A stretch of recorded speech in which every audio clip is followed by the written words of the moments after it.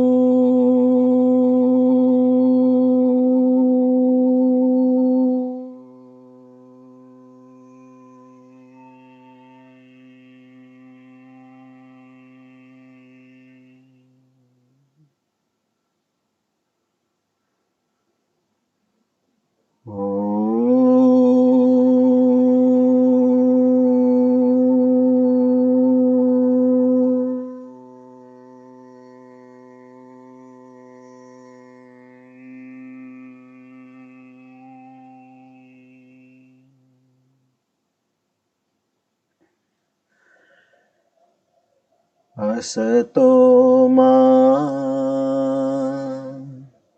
sadgamaya tamaso ma jyotirgamaya mrityorma amritam gamaya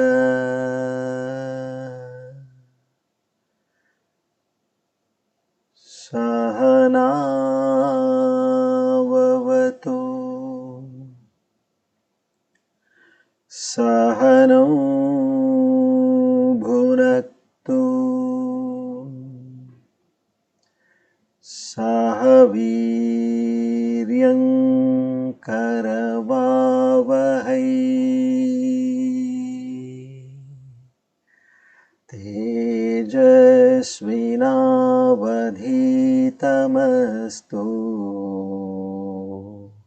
ma vidvishavahai. Om Shanti Shanti Shanti.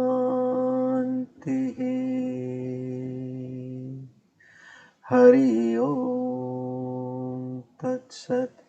Shri Chinmaya Sadgurave Namaha.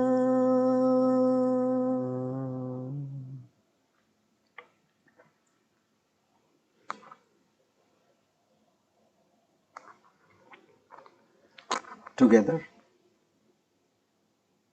with Shraddha, Bhakti and Prapatti, we offer our humble salutations to that omniscient, omnipotent, omnipresent, almighty, who also has the divine names Shipivishtaha and Prakashanaha. To such a Lord,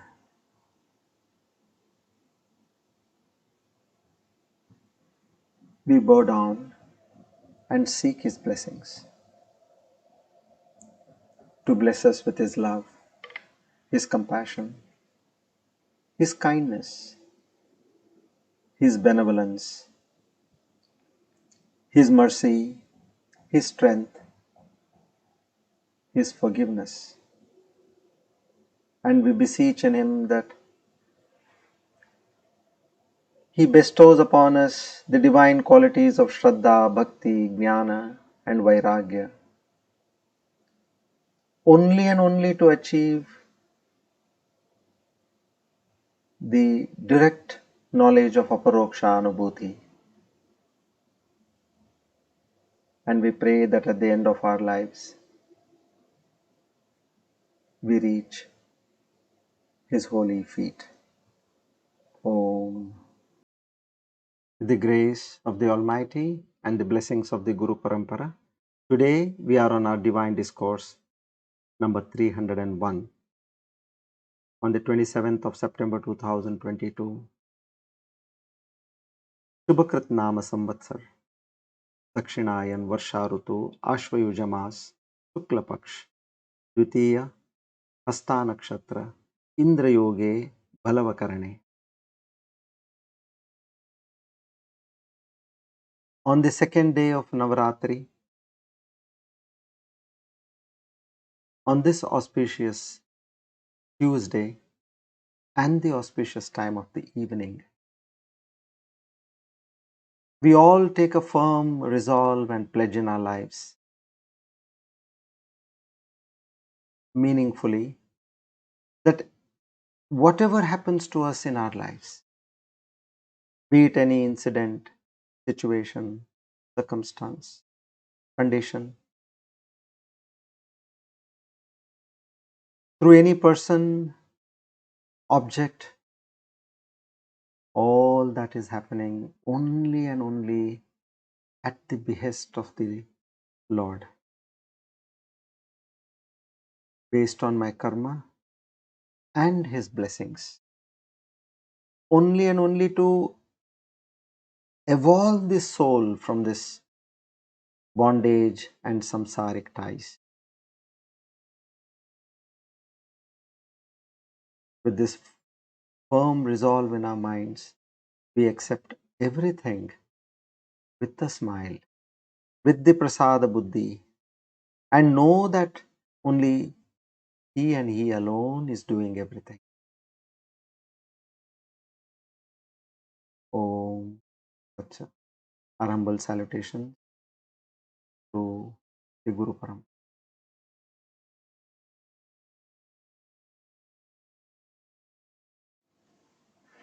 Good evening, everybody.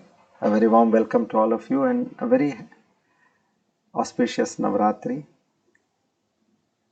These are the divine times, so let's discuss more of divinity. Now, today's discourse will be in continuation to what we studied in the 300th discourse. These are basically the macro picture of what we have been studying in Vedanta. Going back to the basics and trying to take a recap and understand how much we have understood. Otherwise, sometimes what happens in the flow, you go with the nuances, the micro picture, and there are chances that you forget the macro picture.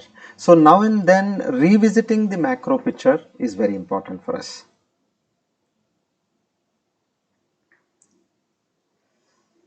So we'll start with what is the Supreme Truth and what is this Jeeva and what is this Jagat from the basics. Now, get this very clearly, because this is ultimately what is known as realization. See, as we say to a friend, I realize that I put on about a few kilos. I realize that my skin has gone dark, it is tanned. Now what is this? You can see your skin, you can see your body, you understand that your skin has gone dark, your body is become a little more plump. But having understood that, then you finally realize. That's another next stage of that.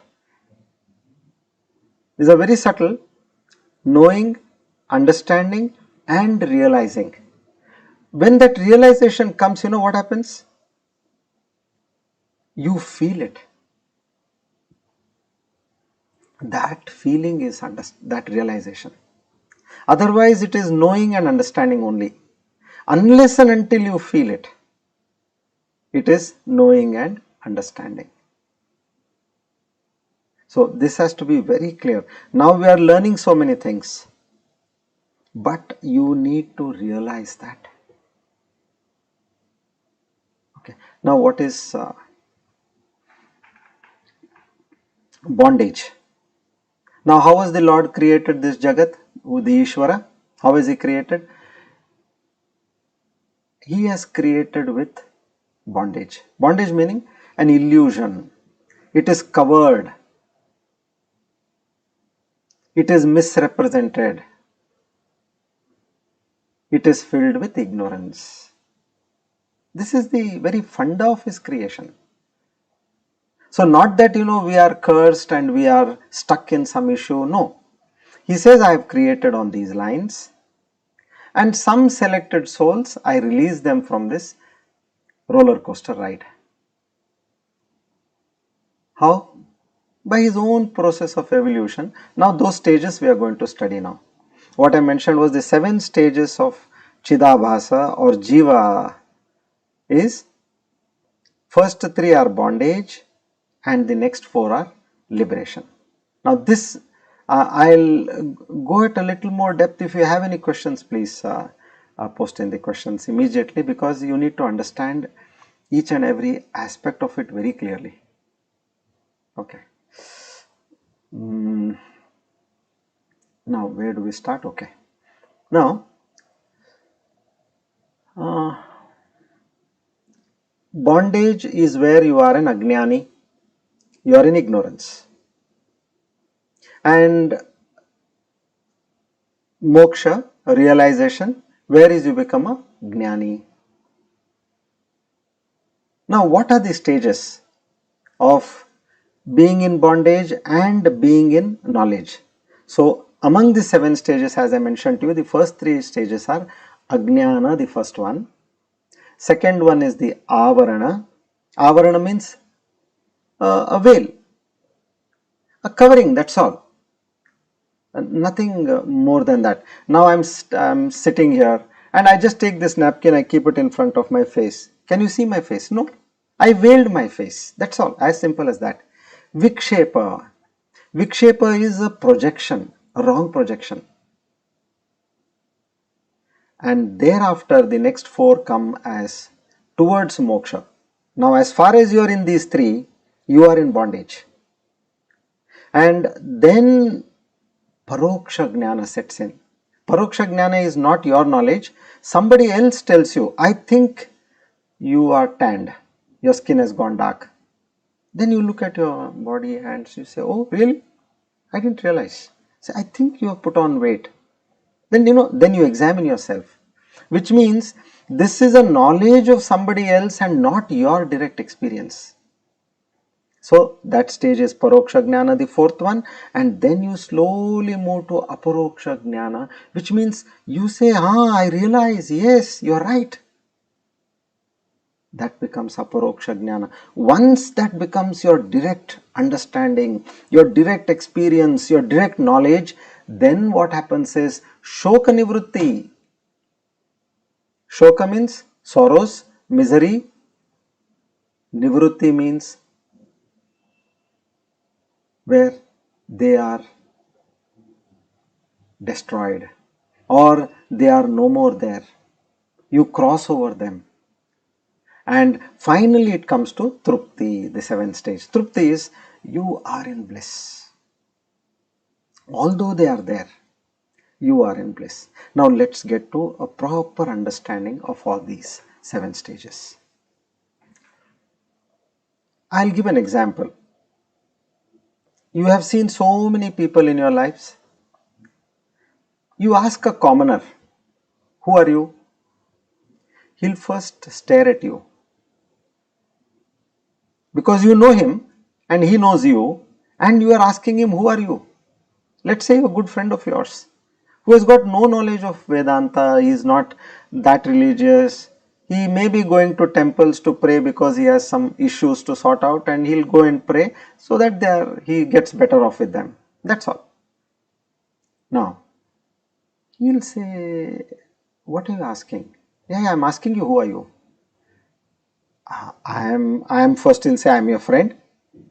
I am son of so and so. I am a husband or wife to so and so. I am a father, a mother to so and so. I am a sibling to so and so. I am a citizen of so and so country.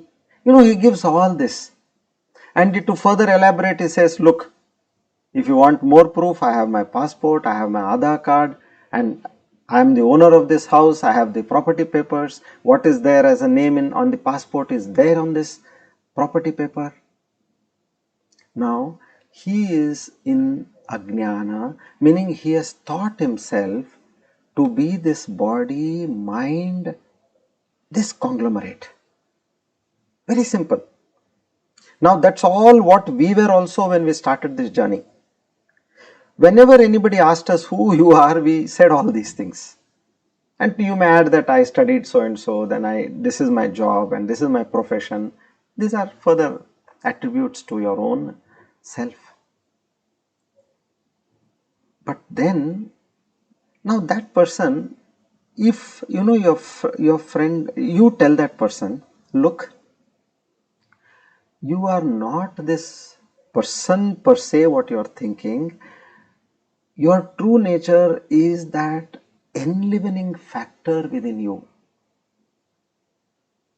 Meaning, there is something called life in you. You are that. He says, Baba, I am not interested.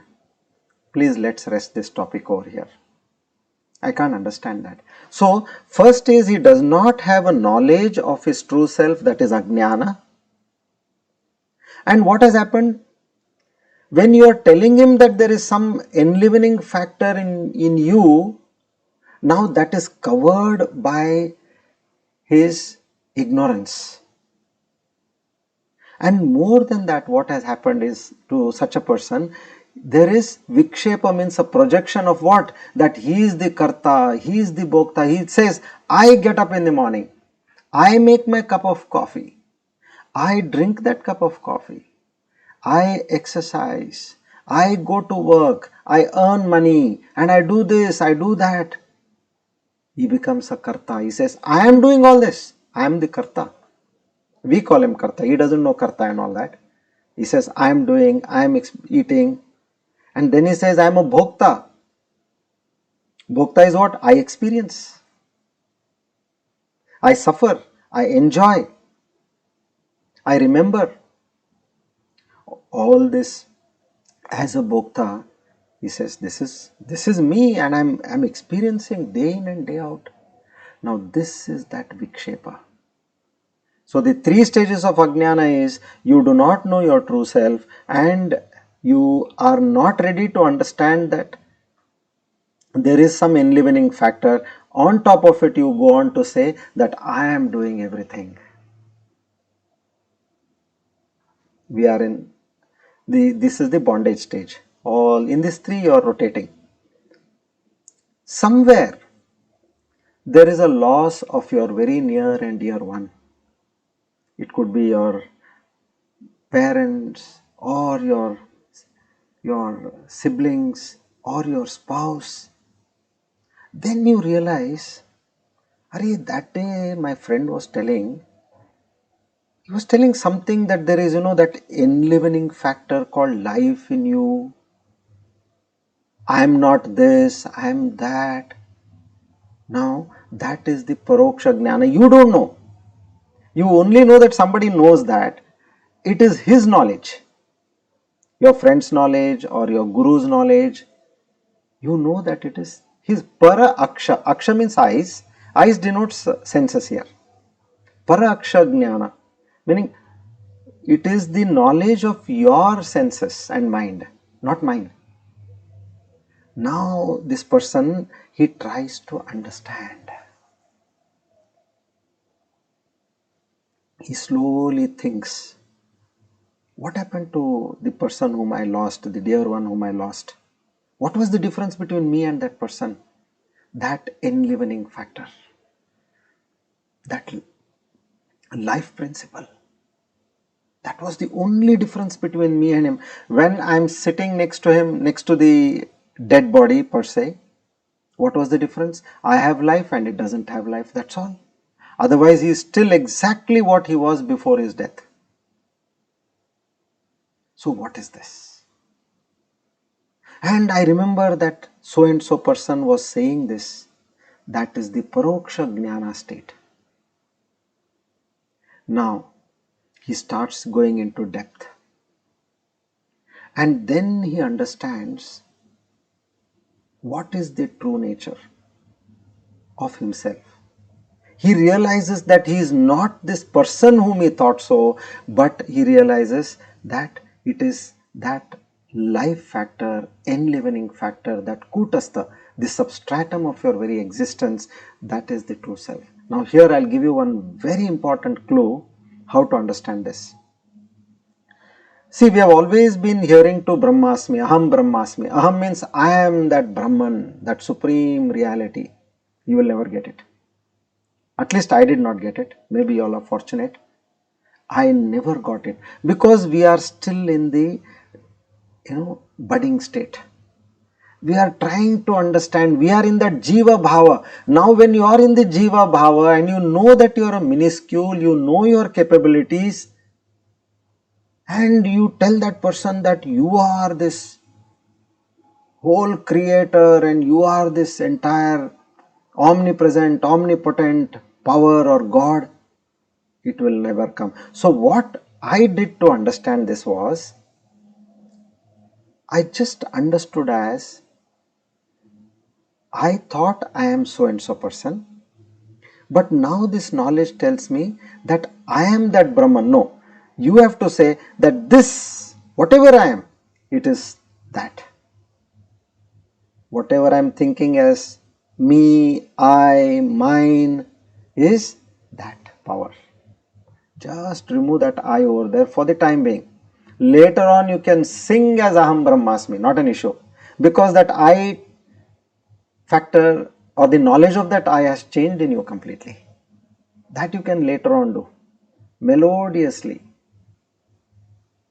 With all your guts you can sing, because that I has completely changed. It has become the I of a Gnani, which was earlier the I of a Agnani. Now we are all in that transformation stage. So just say that power in me which is there is nothing but that supreme reality.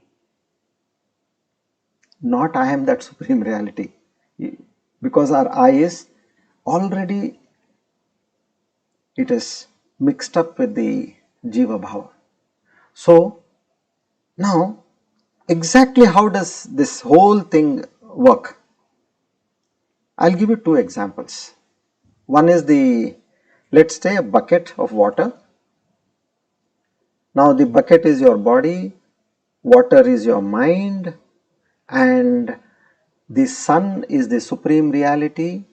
The sun's reflection on the water, which is the mind, and that enlivened mind and senses and the prana, which is the water, now it throws light in the bucket. So for you as this particular conglomerate, what is the conglomerate? Bucket, water is the conglomerate. Body, mind and senses, including the prana. Now what have you thought? Arey, this is my light. I am this light. See how much light I have. And you think that that you are doing everything. That is your Ajnana. But when somebody tells that bucket of water, hey fool, you are not this. You know what is this? You have thought that this is you, but it is not you, it is him, and it points a finger at the sun. It is him, that is the sun, that is reflecting over here, and you are getting this light. The moment the reflection stops, you are dead. Wait, see a dark cloud is coming. Wait for the cloud to come. Once the cloud comes and blocks the sun, there is no light in this bucket. And then the bucket experiences that. Like as I said, a death of a person in the, a near and dear in the family. Otherwise we see so many people dying, it doesn't really affect any Jeeva. It affects only when you have lost your dear one. So then it understands, oh my God, I thought it was all me and me. No, it is that light which is reflecting in me. And because of that light, this whole thing is happening. There is no me at all. That final conclusion comes to, where am I? It is that and that alone. That and that alone. The sun is there, The bucket is there, the water is there, that sun reflects, it throws light on the water, and that reflection is there. Activity is happening inside the bucket. Another example. You are standing in front of a mirror. Now, what you see in the mirror is the image, the reflection of yourself. So now here, that reflection is the Jeeva. But what is your true self? Can there be a reflection without the person standing in front of it? There cannot be a reflection. As far as the person standing in front of the mirror is there, the reflection is there. So now whatever happens to the mirror, now there is dust on the mirror, there is a crack on the mirror, so that is all being experienced. You are looking at the Jeeva and it is experienced by the Jeeva. Oh, I am broken, I am so tired, I am so rugged. It is all happening to the mirror, and through the mirror the reflection is showing you that kind of a distorted state. But as anything of that kind happened to the true face? No.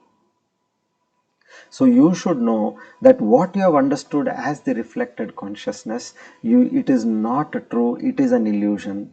There is no you at all. Think on these examples. Again and again, again and again you think, you will get that answer.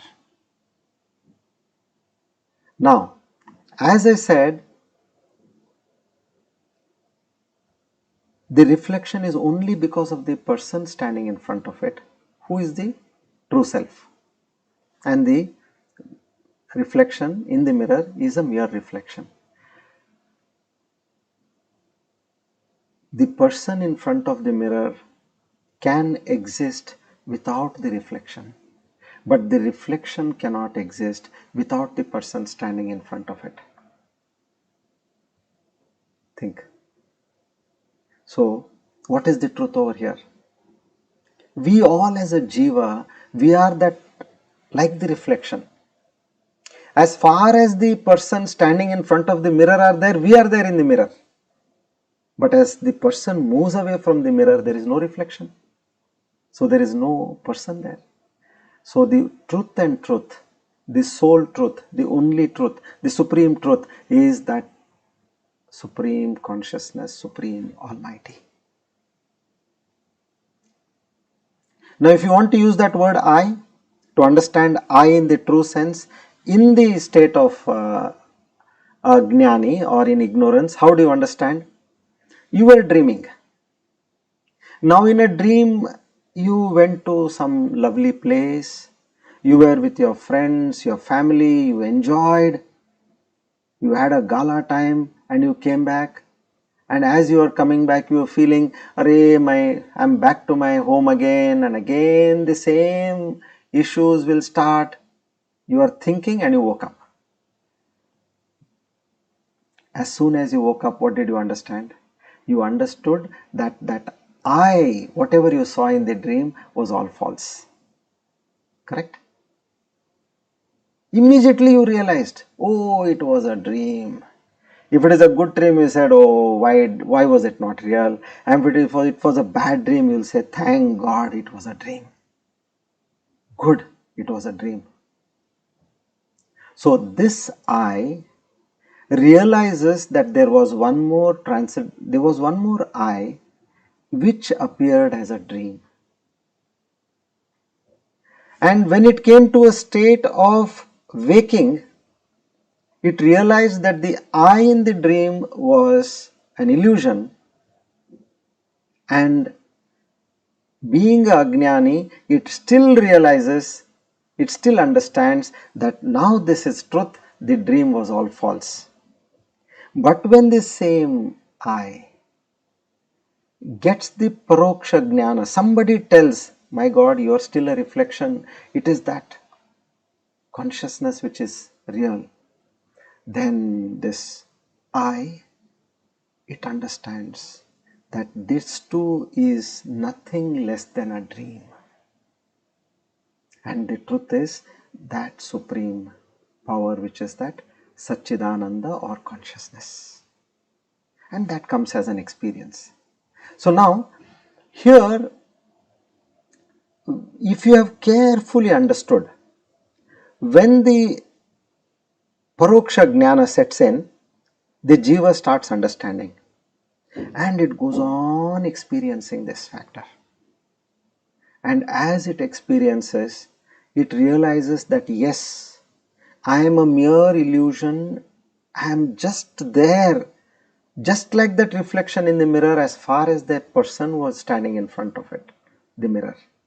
In the same way, as far as consciousness is in me, I am there. After that, I have no astitva, I have no existence. I'll just go away like this. So when it has realized, then as a person does not bother what is happening, what had happened in a dream, in the same way he will not bother to what is happening in his life. In his waking state, he looks at his waking state. This is also another version of a dream, that's all. In the dream, there are no senses. There is only mind and body. In a waking state, mind, body and senses. That is the reason we see that it is more realistic. Like when you see a movie, when there is no sound,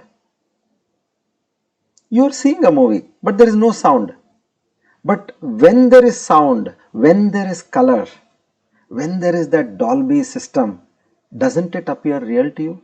In the same way, we are equipped with that sound, light, color, Dolby system when we are in a waking state. That's the only difference between a dream state and a waking state. So it appears real to you. So this jiva understands that whatever is there, why am I cribbing? As I just ignore what's happening in a dream state, the same way the person ignores whatever is happening in his waking state, and he reaches a state of the shoka nivritti, because there are no sorrows. Nivritti is he has transcended shoka. How? He has understood that this waking state is also no less than a dream.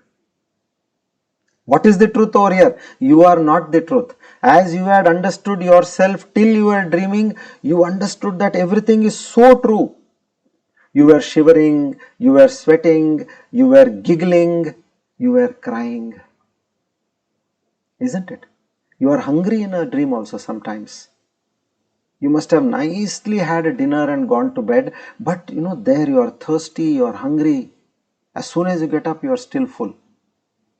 This experience of that I as a jiva, we understand in a dream that it was all false only when you get up. So in the same way, when you get up, meaning when you get this knowledge, that paroksha, somebody else's knowledge, your guru's knowledge became your knowledge, then you just terminate all even the sorrow, the joy.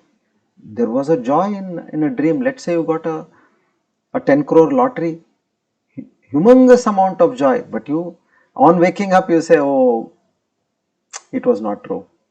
It's a dream. So in the same way, this person does not ride over a joy, nor he drowns in a sorrow. That shoka nivritti sets in. And as that shoka nivritti sets in, what remains? When there is no shoka, when there is no covering, when there is no wailing, what remains is that Ananda Swarupa, because the very nature of your true consciousness or pure consciousness is Sat Chit and Ananda. Ananda, that bliss. So that automatically starts coming in. Now you have understood these stages. Now let's move forward. At the end of this session, I will tell you about the 7 Bhumikas, meaning the 7 planes of a spiritual progress. We'll take that. Now the time is 6:05. Okay. Now, a little more on this. We were a jiva, we understood now there is bondage, and now that we have understood there is a stage where this jiva slowly transforms into a liberated soul, like from a caterpillar which was in that dirt, in that dust, in that mud, in an ugly state. transforms beautifully into a glorious butterfly, and then from that ditch it goes into a garden of flowers full of fragrance. In the same way, Ishvara Anugraha Deva Pumsam Advaita Vasana. This is the very first shloka of Avadhuta Gita. There it is said, it is that Ishvara Anugraha comes on you, sets on you, and it makes you addicted to this Advaita Vasana. Means we have Vasana. You have a coffee Vasana, you have a movie Vasana, you have a TV web series Vasana, or you have a shopping Vasana. These are all Vasanas. There you get an Advaita Vasana. You want to study more and more about the scriptures. You know, a stage will come where somebody calls you, come, let's hang out. We are going for a coffee, let's chill and hang out. You will say, you will give some nice reason to your friends and you will say, I want to listen to the discourse. That is the Advaita Vasana in true sense. You will give this as a priority in your life and you will say, Ishvara Pranidhanani. It is daily you want to study this knowledge what the Lord has given you. You are the selected and chosen one. So you come under a Satsangh. The Lord gives you this knowledge in a Satsangh. He gives you a nice protected environment where you have a set of people who are all in the same boat, the same mindset, and each one's energy, each one's vibration, each one's power is transformed to the other. Like as you have seen, birds, millions and millions of birds, they travel up to 3,000 kilometers, 4,000 kilometers, even 10,000 kilometers non-stop. How do they do this? It is that momentum of the entire group which carries them along. Sometimes some get sick, some get tired, but they place them in a particular position in that group where they don't have to put in much energy. The energy of others takes them forward. So this is the Satsang principle over here. So the Lord says, I not only give knowledge, meaning by giving a guru to such a soul, but I ensure that I give a Satsang also. And just to enumerate a story of how this Satsang can have an impact on a soul. So this is a story where you can see that's a contrast person who is nowhere near to a sadhak. How that soul transforms, that is what we see. This is a true story. There was one saint known as Haridas, who was the disciple of Chaitanya Mahaprabhu. And Chaitanya Mahaprabhu's disciples, their way of teaching was they used to go from one place to another, and in the entire night they used to sing bhajans and get immersed in the bhakti of the Lord. So this saint Haridas, he was on his tour, a spiritual tour, and he lands up in one village. Now that village, there was a police officer who didn't like this a bit, and he felt that he was disturbed the whole night because they were using all the musical instruments and with a lot of noise they were chanting and singing the glory of the Lord. So what he thought was, he knows that I may be a police officer, but I can't go and stop this. It will, I know it's not going to work, and it will be detrimental to my existence here. So he works out a plan, and the plan was, there is a prostitute in that place, an extremely beautiful prostitute who was known for her beauty and glamour, and to such an extent that no person could ever resist her. That was her goodwill and her reputation. Okay, he goes to her and he says, see, I want these bhajans to stop. And the bhajans will stop only when you engage this person during the night. In whatever way you can engage, you please engage him. And he deputes that prostitute. Now this lady, because she has done this with people of power, people with money, and even the kings also. And she says, this is not a big deal for me. I'll handle. Don't worry. Because she wants the police on their side. So she said, this is a great assignment. I'll see that your problem is taken care. Now she goes to the saint Haridas, and she sits in front of him. Now the bhajans are going on. She's very much, proud of her beauty and her amorous glances, and he sees that everybody is glancing at her, but the saint is not even looking at her. So maybe after some time, because he's a saint, he'll take some time to get attracted to me. So she saw that 2 hours passed, 4 hours passed, and now it's early morning. In the early morning, this saint finally sees her and he says, okay, please come tomorrow night. Now she says, okay, I think he is taking his time, let him take his time. And then she goes again the next night. Next night again she sees that Sant Haridas is immersed in his bhajan and devotion.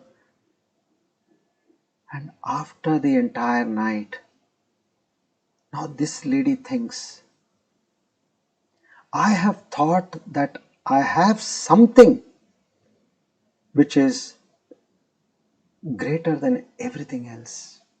But here I see that this person has attained something which is more beautiful than what I am experiencing. Otherwise, I have seen people like a moth, as it comes and falls in a flame, or it hits a light and it gets burnt. In the same way, I have seen people falling for my beauty. But this person has got something more beautiful, which I think I need to get from him. What is the use of this? I have lost now. And she goes and she prostrates to Sant Haridas and she tells him, I am sorry. I want to get that more beautiful thing what you have. Much more beautiful thing.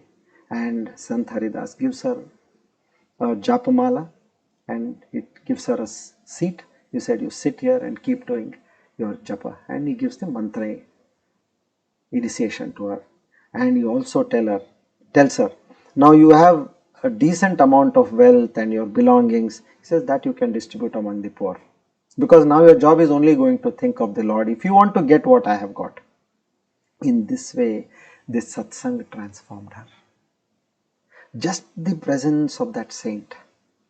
Because they are carrying a certain amount of vibes. They have that knowledge, they have that bhakti.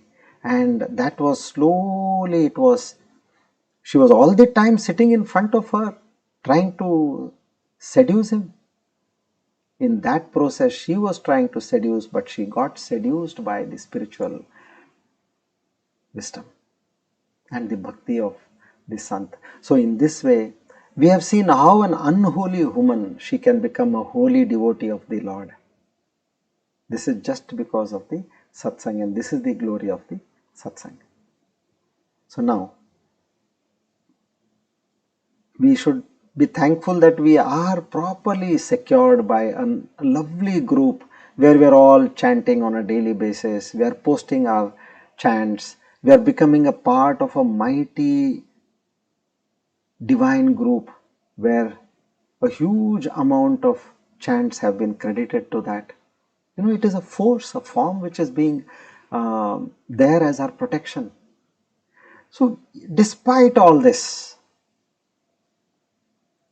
as a sadhak, as we are evolving, as we are progressing, we still here and there we feel that somewhere, the samsaric bandhan, it is binding me. I am not able to get out. I have knowledge, I have understanding, but still I feel that I am bound. So now, how can I get out of this bondage? I want to understand that. I have my family, I have my profession, business, possessions, relatives, my circle. So, I'll tell another interesting story for this, where you will understand, because these are the challenges. Whatever challenges I have faced, I'm just putting it before you, so that it makes it easy for you, because you are a grahastha and I too am a grahastha, and I understand that my problems will also be your problems. Okay. Now this story goes, there is a king,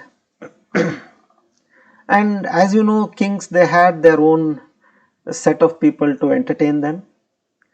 They had people who could sing, people who could dance, people who could play good music, people who could tell stories, people who could do harikathas. So this king had a kathavachak. Kathavachak is who is to tell stories, good moral stories, Puranic stories, in a very artistic style. They used to sing songs and they used to use some musical instruments and keep people engaged, and there's the senses of the people also engaged in different manners. Now, one day, the king, out of the blue, he asked this kathavachak, I have heard enough of your stories. Now, tomorrow, you come and tell me how I can get free from this samsara in which I am stuck. Now, this kathavachak doesn't understand what is the king asking.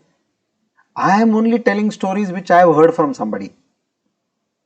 Now, this samsara and you are stuck and you have to get freed. I don't know what is all this, because that is not in his syllabus. And the king just tells him, it's only by tomorrow you have to tell me, and if you are not going to tell this by tomorrow, then I will extinct you from this place, meaning I'll throw you out of the kingdom. Terribly disturbed, this kathavachak comes back home. He is in distress and he is in deep misery. What a challenge now.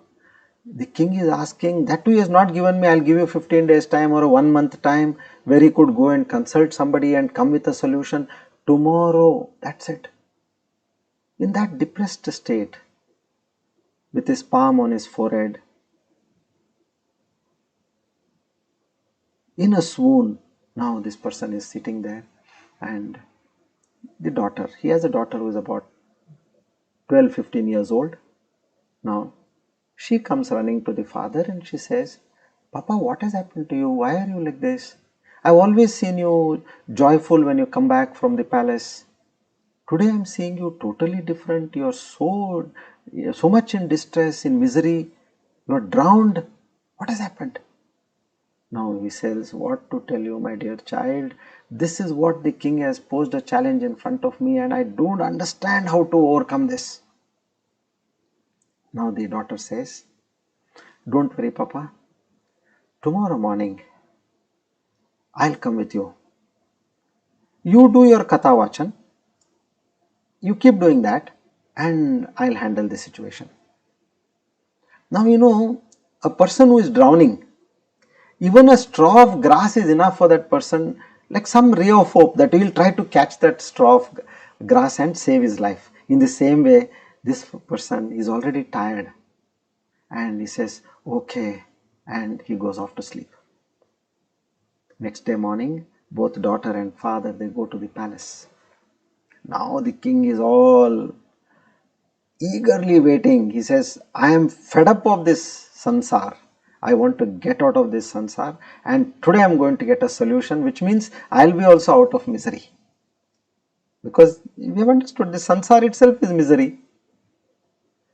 And he is waiting for the kathavachak. He comes and he starts with his kathavachan. He says probably he's warming up. After 5-10 minutes he may tell me what I had asked for.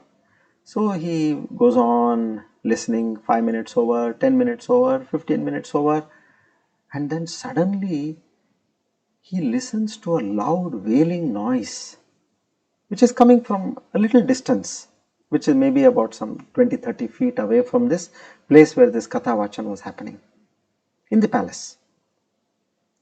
All people are wondering, who is this person crying loudly? So the security guards are going there and they say that there is a small girl who is crying over here. And what is she doing? She has held the pillar so tight and she is saying she is crying. Now the king goes there. He knows that, oh, it is my daughter. So out of respect for this Katha Vachan, he gets up and he goes to the pillar. And he looks at the girl angrily and he says, what a silly girl you are. What do you mean? You are catching hold of the pillar and you are asking us to save you from that pillar? Do you have any senses? He angrily tells her, because she was holding the pillar and she's saying, save me, save me, save me. So now immediately the small girl, she bursts into laughter. Laughing at a king, how treacherous it can be. When she laughs at the king gets a little taken aback. He's angry and at the same time surprised. He asked the child, why are you laughing? The girl replied, I am laughing because it is exactly what you are asking my father to do. You are catching hold of your palace, your possessions, your queens, not one, queens, your children, your luxury, all that you are catching hold, and you are asking my father to release you. Just like as you told me, I am catching hold of the pillar, and how can somebody release you unless you give up? So now the king understood. He got the lesson. Nobody can release you from something which you are clinging to unless and until you give up. It is in your hands to give up. So I have learnt a lesson. A man does not get released by another. It is his own endeavor to release himself. Slowly, one by one, you release. What is the meaning of release? Give up. No. We are all responsible people. How can we just give up and go away? It is giving up, meaning give up that attachment. Love the person, but don't have expectations. Love your profession, love your business, but don't have expectations. Love your spouse, your children, your friends, your relatives, but don't have expectations. That is the true meaning of giving up. Try this and see. The moment you come out of that expectation, zero. This fellow, he doesn't have even that much sense that he has to do this to me. No, even that's zero. Make it zero. It may be like the most common thing or the most sensible thing what a child or a spouse or a friend or a partner could do to you, but he or she doesn't do. Zero expectation. When you come to that stage, you have given up. And I tell you, when you have this kind of a behavior in life, your family, your friends, your partners, business or profession partners, your team, everybody will love you because they don't get anybody like this. Everybody wants from the other person. So this is, once you give up, then you are able to attach yourself more and more towards the Lord. If you want to fly and you have got heavy chains, shackles, weights on your legs, how can you fly? First thing is get released from those weights and then think of flying. You will get some way to fly. So this is what now is told, that being in satsang, if you want the true advantage of a satsang, you need to release yourself from the shackles of the sansar. And if you see now, along with the satsang, we have already started. Now we have taken a pledge to do 11 crore Mahamrityunjaya jap. So one thing is, keep doing whatever you are doing. If you can add to it, there is nothing like it. Your journey will be faster. That's the only difference what you can see, because the cleansing will be more faster. More the cleansing happens, the more the knowledge seeps in, the more the self-realization happens, the more the experience faster it happens, and as the self-knowledge experience happens, the faster the sorrows and miseries of your life move on.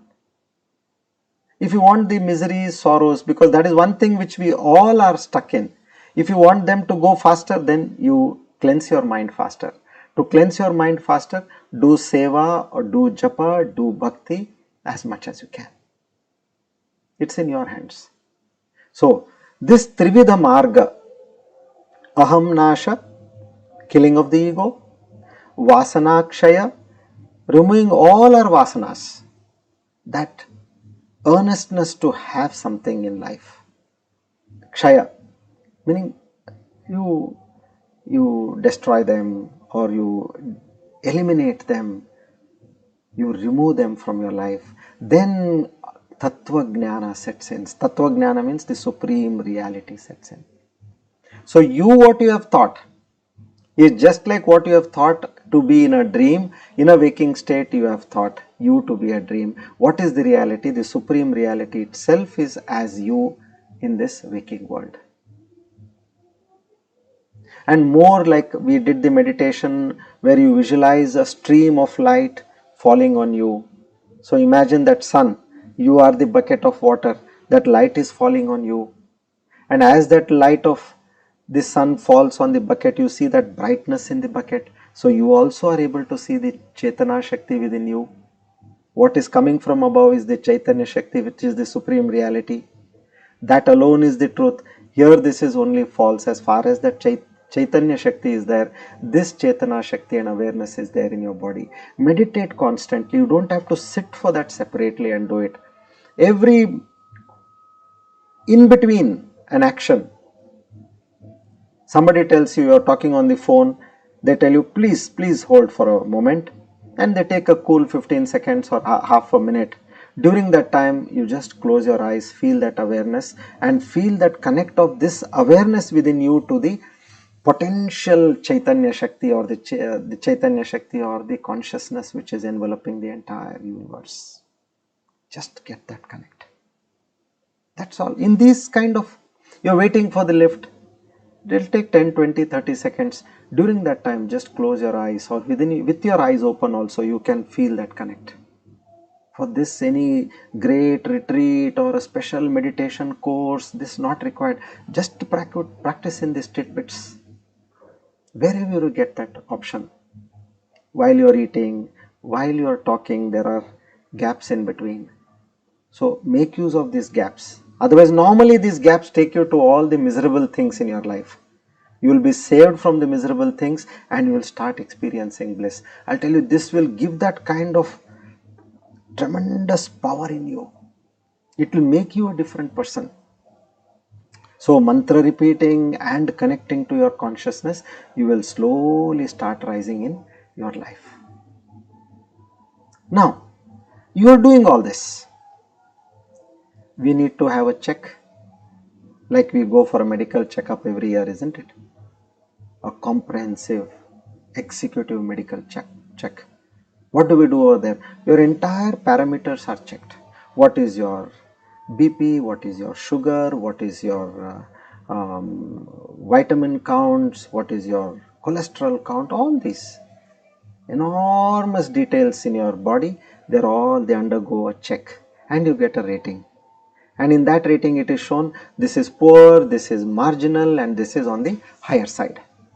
So in the same way, just like you have a dashboard in front of you in a car to see that what is your content of fuel, how much is the pressure, how much is the heat, how much is the oil, temperature, just like as you have that, put in all the shed repos in front of you. Am I less angry nowadays? Am I less revengeful? Am I less on the desires? Kama, Krodha, Lobha, Moha, Mada, pride, as it reduced? Matsarya. All this you start as you monitor a dashboard, as you have your yearly checkup. You decide time you wanted to do a week or once in a fortnight, once in a month, Ekadashi would be a good day to do this. You start reviewing. Even on the Ashta Aishwarya, what we spoke in the chapter 12 when we did Bhakti, how much is your kshama, how much you are able to forgive, how much is your seva bhava, how much is your drudha nishchaya, your willpower to reach the Supreme, how much are you in Sakshi bhava. These are the Ashta Aishwarya we spoke, right? 8 treasures. And then Aniketa, Japa, Dhyana, have your dashboard. And slowly monitor. Make a handwritten note so that you can refer always backwards. Otherwise you won't be able to keep track or memory. Write down, this is so much. You only decide on a scale of 1 to 100 or scale of 1 to 10 that I am, for this particular jealousy I am at this level, pride I am at this level, anger I am at this level, and then relate in that 15 days, see where were the incidents and how you were able to control yourself. You will see that, and how you are able to ride over a joy or a sorrow. And I told you the easiest will be to practice when there is joy, don't accept it. Don't get joyful. Just be thankful, be grateful, that's all. But not, being happy and dancing and all those things, no. So automatically when there is a sorrow, you will be able to give up a sorrow also. So in this way, we are doing all this. You keep a track of all this. And luckily we are doing the Shuddhi by doing Prashchitta, Shiva Aparadha Kshamapana Stotra of our past karmas, malina, vasanas. We are doing that Prashchitta Shuddhi also. So in this way, as you move forward, develop a dosha drushti. Dosha drushti is, we find faults in others. Now start finding faults in this Jeeva bhava. What is this Jeeva doing? Where is it spending its time? When it has got something so divine, why is it spending its time on something unworthy? So this dosha drushti, when you start understanding, when you start understanding the impermanence of every aspect, relationship, health, money, your power, everything is so, and first of all your life, everything is so impermanent. So you start realizing this, and there you will see that, oh, I think I need to dedicate myself to something greater. And then your earnestness for this act of greatness will increase. Now, as we understood about the dashboard, now I'll tell you how the scriptures have explained the evolution of a soul in terms of, they call it as stages of Gnana, 7 Gnana Bhumikas, planes of gaining knowledge. Okay, so now there is Gnani. Now as he starts on the journey of a Gnana, what happens is, he gets in association with the wise, which is the Satsangh. And he starts doing the right actions because he is guided by the people who are in Satsangh, and he starts doing the right things, where he says, without expectation of fruit for your action. These are the basic things. You start your Nishkama Karma. Now, this Subhecha is the first plane. Subhecha means Icha, Subha, Shubha, good Icha. You have a good desire where you want to serve others, where you want to do selfless service. So this is the first Bhumika of a Gnana evolution. So Satsanga, Nishkama, Karma, and this, he also starts listening to good things, though, that is Shravana.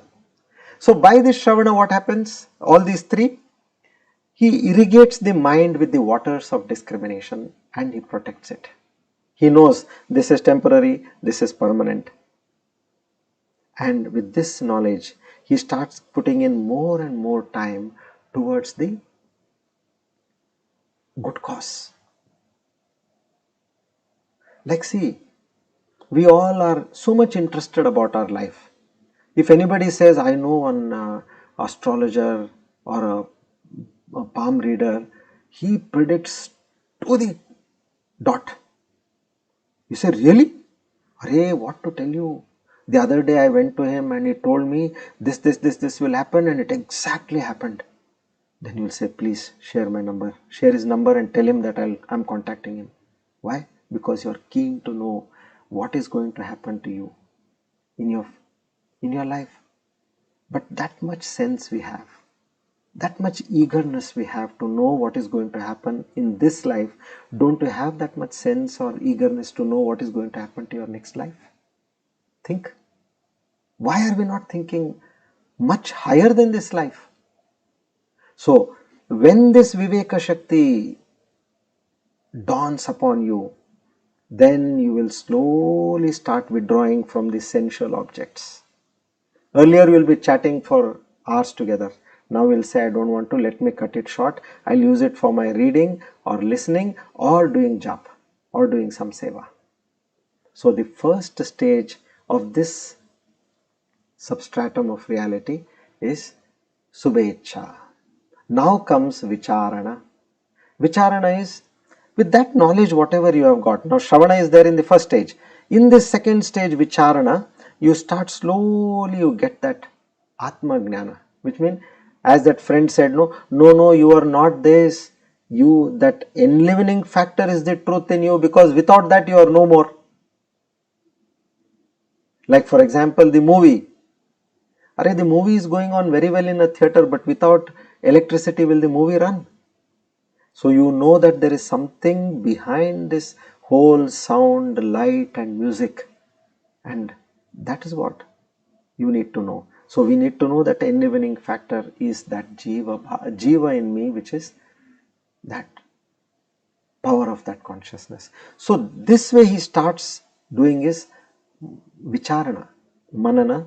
This is the second stage. Next comes the third stage, is the Tanu Manasi, the third stage, where having understood the reality, he stops giving importance to all the impermanent things. He knows, is this going to come with me in my next life? Or after I die, am I able to take this? No. Then why am I spending time for this? Rather I do a good deed. That same, let's talk of some money. You're still wanting to put in your time, energy and earn more money. You'll say, the more money I earn, will it come with me? No. Then why don't I at least make use of this money by doing a good deed, earn punya, swap it with Chitta Shuddhi and Chitta Ekagrata, and understand the knowledge of the divine to a much greater depth, and at the same time I am able to carry this punya to my next life. Now, who has got this much sense? Only a person who is thinking with the Viveka Shakti has got this. And he, Tanumanasi means it is a thin thread.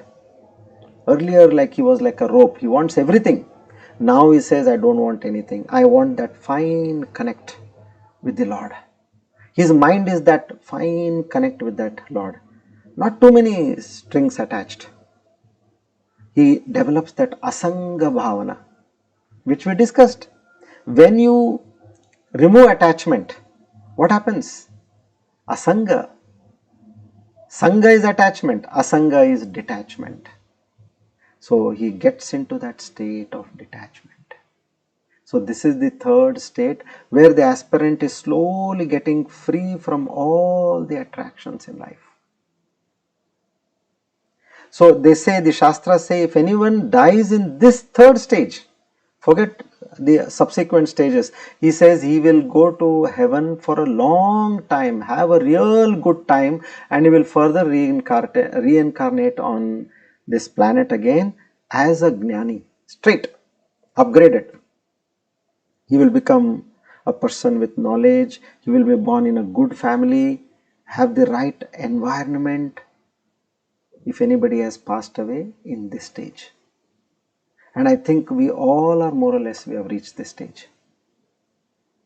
2 years from now and what we are now, we have understood What is the real meaning of life? Why are we, for so many people, we are toiling day and night? What do we finally get?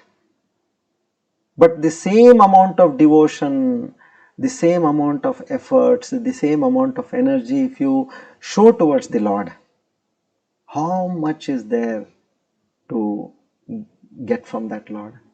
So that person he starts withdrawing.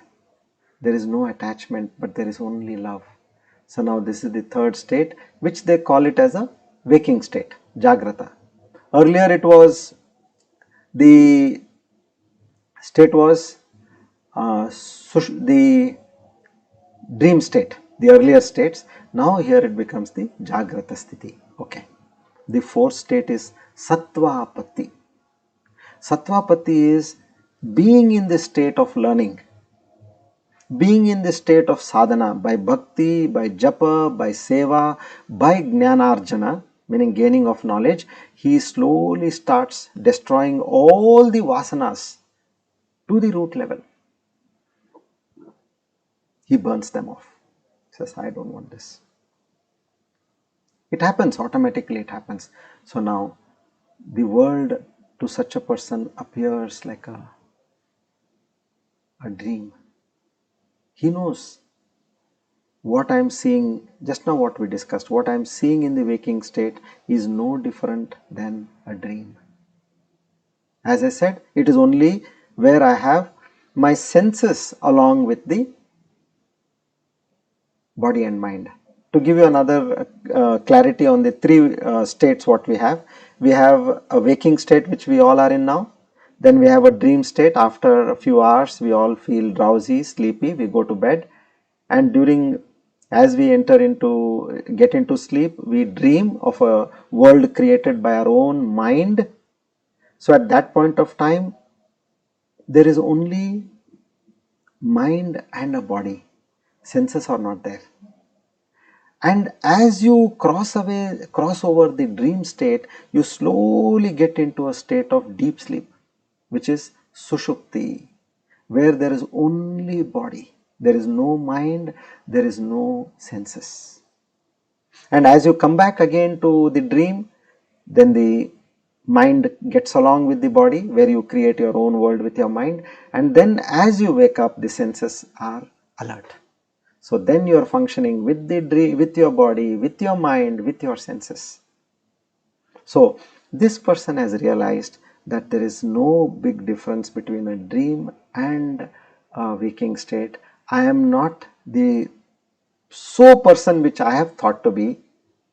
See, look at the people who have passed away. They were so close to us, so they were so near to us, they shared so much, they fought with us, they loved us, they gave us, they took from us. Today they are not there. Where they are? Big illusion. Tomorrow you will also be. You are also now, and henceforth also you are an illusion of that kind only. But because of that Ajnana, we are stuck that I am going to be permanently here. When Yudhishthira was asked a question at the lake, what is that most strangest thing which you see on earth? He says that everybody thinks they are going to live forever.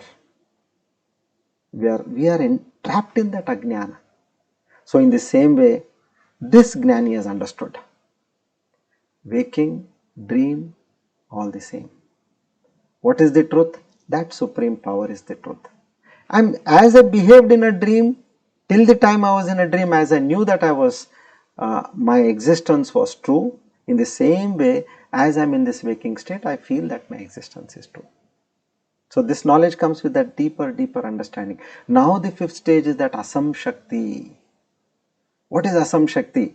Assam Shakti is that Sushupti, deep sleep state, where there is no body, there is no mind, there is no senses. You don't know that you are there in that deep sleep. Even if a robber comes and it loots the whole house, you do not know, because your mind and senses are not there. Only your body is lying on the bed. Assam Shakti, there is perfect non-attachment to everything in this world. So which means, now what we discussed about non-attachment, asanga, if you practice it properly, where no joy, no sorrow disturbs you, where the actions of others do not disturb you, where situations of life do not affect you, the degree will reduce. It will not happen from 100 to 0, it won't come in a day. That is what you need to monitor. Slowly keep observing and you see, yes, earlier I was feeling so much disgusted when somebody did this. Now you are slowly seeing that reduction in your disgusting nature towards that person. So that non-attachment, that asanga is improving. And what is that perfect asanga is, nothing should affect you. Samatva bhava. Samatvam yoga uchyate. Such a person is in that fifth state, which is a Jivan Mukti state, already realized while living. So we need to be very careful about our practice of asanga, that non-attachment, detachment. Love everyone, but don't expect anything from them. Not expecting is this non-attachment, that's all. Not leaving and going, that is failure on your part. It's a cowardly thing. No. So such a person is in that deep sleep state, where there is an experience of that Ananda Swarupa. As I told you, when you remove away everything else, when the joys, sorrows, nothing is there, that constant experience of that bliss will be constantly there within you. So this spotless Gnana, knowledge, which has now matured, bloomed to its fullest, you are already in Jivan Mukti state. The sixth state is, of course, again Padartha Bhavana, where there is that knowledge of that truth has deeply set. After that detachment, what is left is only that Paramasatya. So you are stationed in that Paramasatya, deeply engrossed. So practice that, as I told you, capture from your mind that divine energy of the cosmos. Every few seconds, do it 10 seconds, 15 seconds, where you get half a minute, 1 minute, and in the morning and night when you are at your own comfort, you can extend, do 5 minutes, do 10 minutes, do 15 minutes, 1 hour, whatever you want to do. But subconsciously keep doing the mantra, jap, and get connected with that consciousness, and at a point you can even stop doing that jap. Just to be connected with that supreme power, detach yourself from this body mind, transcend yourself from this body mind senses, and be in that supreme truth, which is the ultimate truth. So this seventh stage, where this person is in that state of super consciousness, this is moksha, which is known as turiyatita, gunatita. There are no sankalpas here, no thoughts, I have to do this, I have to do that. No. Even if he is doing, he knows that this body mind which has been created by the Lord is doing, I am observing this, that's all. I am a witness to everything. Gunatita, Sakshi Bhava. So what we do in the first level of meditation, Antarika Drushanuvit Savikalpa Samadhi. With the thoughts, we are observing our mind and the thoughts in our mind, which means you are a spectator or a witness. So the more you practice this, use these techniques, and when you are able to do that, so then you will be able, this transition will become easy. So this is how the 7 stages are, and now we have to analyze our own self. As I told you, it is we who have held the tree or the pillar, and you are crying and shouting that please release me from this pillar and this tree. It is we who have held. You are a very strong person. People are coming and pulling your hands, but you are holding it strong. Now that is in your hands. It is very easy for you. You just let go your fingers which have held it tight. Then you are free. So you are a bondage. Bondage is created by you and you alone, especially after getting knowledge. After having knowledge, still being in bondage means there is no bigger fool than that person. So now at least we understand, we practice, and giving up is detachment, asanga. That's all. Be where you are. Do what you are doing religiously, sincerely, much better. Yoga karmasu kaushalyam. Do it with kaushalyam, with more professionalism, with more knowledge empowerment. Do all that. Not to get away from what we are doing. Not to go and be secluded and all that. No, that's all. That's the beauty of this Advaita knowledge. Being in samsara, you are a complete saint. One can do that. Only not by wearing a particular kind of clothes or by a particular kind of appearance. No, your mental setup is what is required. And once we have this kind of a mental setup, then we are sorted. So let's get all this to our mind again. Please understand the facts, make your dashboard, and keep monitoring. And I'm sure we will all move further. Other rest of the knowledge we will be getting again and again. Nothing to worry about that. But this macro picture has to be there, where we want to reach in life, where we are and where we want to reach. So now you know all the stages.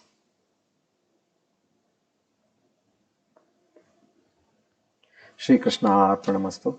Now we'll take up the two divine names, and we'll take up the Dhanvantari mantra, and we'll end our session.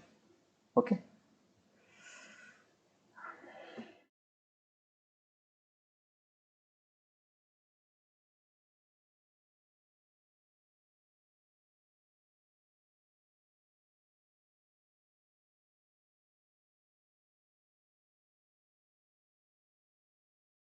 Okay, I see some questions. Just now I visited the chat box. Uh, see, Arjun, proof God exists, prove me wrong. What is this? I didn't understand. Proof God exists, prove me wrong. Okay. Arjun, you have to be a little more clear on your question so that I can. Is it a statement you have made or you are asking something? That's one. Second, Chetna Panth, is reflected consciousness the same in all jivas? Yes, exactly. Reflected consciousness is just like that sun which is reflecting in all the surfaces, but the difference is it depends on the water. Water means the mind. So if it is pure water, the reflection is more, the awareness, consciousness is more in that person. If it is dirty water, then there is hardly any reflection, if you can see. If it is a shining container, a body which is, I compared it to a bucket, if it is healthy, clean in the sense, what we are not talking of that external cleanliness, we are talking of the overall health of the body, internal cleanliness. If it is that way, it is like you have a shining surface bucket and you have a clean water. Imagine how much light you are able to see as a reflection compared to a dark iron container where you have that, say, a sewerage gutter water. There is hardly any reflection. But what flows on from the surface, the consciousness is the same. But what eventually enters is definitely much, much different. Okay. Okay, there is no further questions. Thank you, Chetna, for your feedback. Now we'll understand the divine names.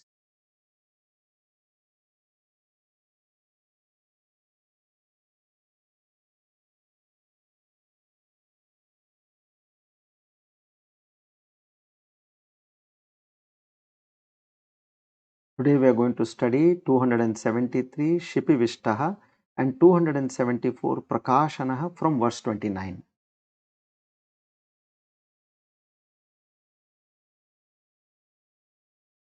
So verse 29 is Subhujo Durdaro Vagmi Mahendro Vasudo Vasuhu Naikarupo Bruhadrupaha Tipivishta Prakashanaha.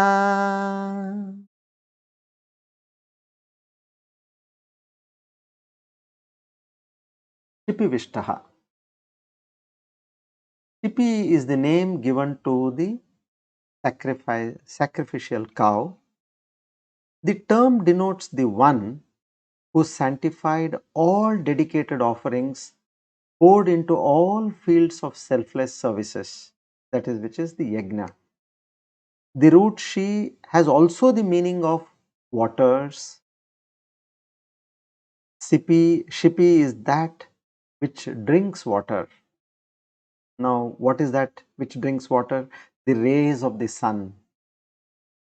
Thus, Shipi Vishta would indicate the Supreme, who is the presiding deity in the sun, giving it both its energy of heat and light.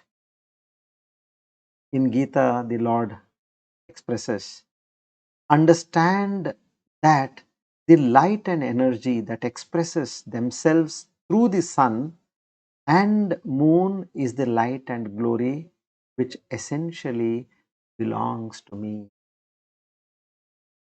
Yadadityagatam tejo jagat bhasayate khilam yachandramasi yachagno tattejo viddhimamakam. Whatever you see as light, heat from the sun and the moon, it's all because of me. Meaning, He is that. So, to feel God, a moonlight is good enough to relate to Him. To feel God, the sunlight and heat is also good enough to relate to His presence. Now, we move on to the next one, 274. Prakashanaha, the one who illuminates, expressing itself as the all-pervading consciousness in every equipment. That's what exactly we discussed today. He is the knower, knowing everything in each body, mind, sarva, with, and knowing all things that are happening in the universe at one and the same time in his omnisciency, that is the sarvagnaha. Since he is omnipresent, he knows what all is happening in everybody. He is the illuminator of all experiences. Just as the one sun illumines everything in the world, the reality illumines both the fields of experiences and the knower of the field. Kshetrajna.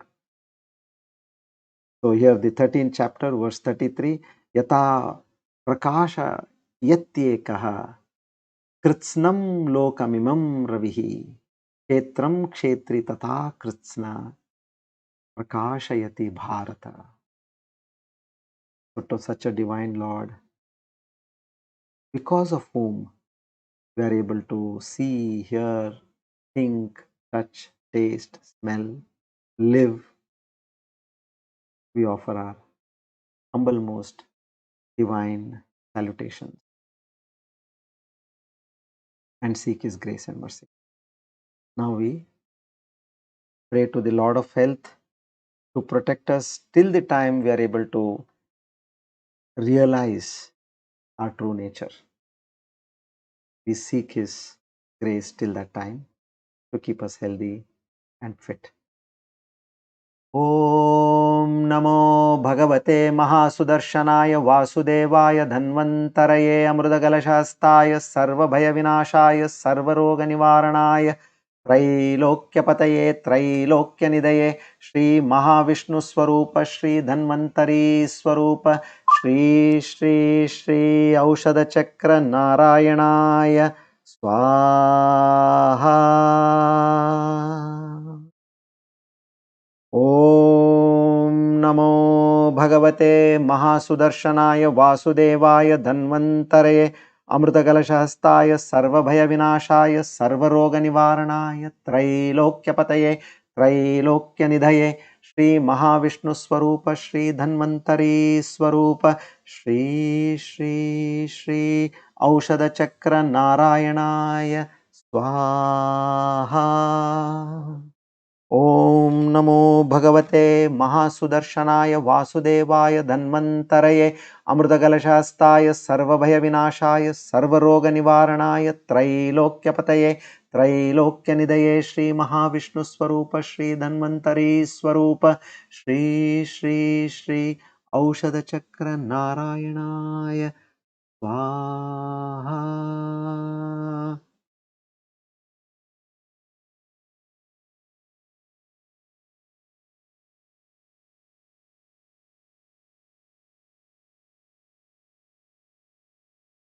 ॐ पूर्णमदः पूर्णमिदं पूर्णात् पूर्णमुदच्यते पूर्णस्य पूर्णमादाय पूर्णमेवावशिष्यते।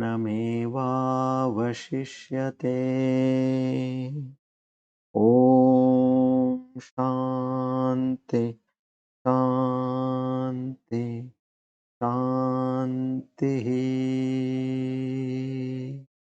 हरि ओम तत्सत्। श्री चिन्मय सद्गुरवे नमः।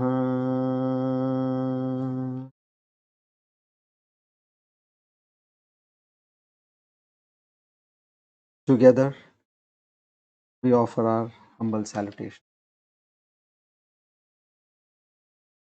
and this Gita Gnana Yajna at the lotus feet of the Lord to seek His grace, mercy, and immense. Our humble salutations to the Guru Parampara. Om.